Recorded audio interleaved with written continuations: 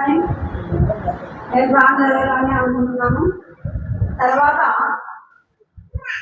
అందరు జగన్ వస్తారని మన అందరికి చాలా ఆశ ఉంది కదా. నేను పట్టుకుని వచ్చేది ఆ రాత్రంతా ఎవరు గెలుస్తారు దేవానికి ప్రార్థన చేశాను. నాకు తెల్లారుజామున పాప నాకు సైకిల్ చూపించారు. ఏం పాపా మా అంతగా సైకిల్ చూపించే పాప శారణి లాస్ట్కి సైకిల్ వస్తే మా పానం అంతా కొన్ని గొర్రెలు ఉన్నట్లు ఆడవాడిపోతుంది.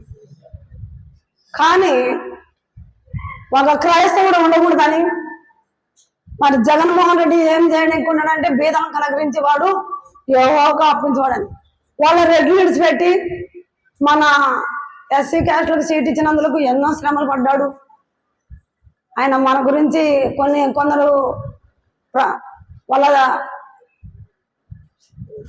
ఎమ్మెల్యేలు ఏమంటున్నారంటే సరిగా పరిచయం చేయలేదన్నారు. అది వాళ్ళకి ఇడిచిపెట్టి మనకొద్దు దేవుని సన్నిధిలో. కానీ సైడ్లో అయితే చూపించిన నాకు రెండో దినమే ఆ 13వ తేదీ ఎలక్షన్ ఇవే కదా.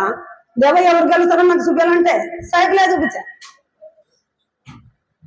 ఏం మోసం ఏంటిది ఏం లేదా ఆ ఏసఐకి అన్ని గుర్తు.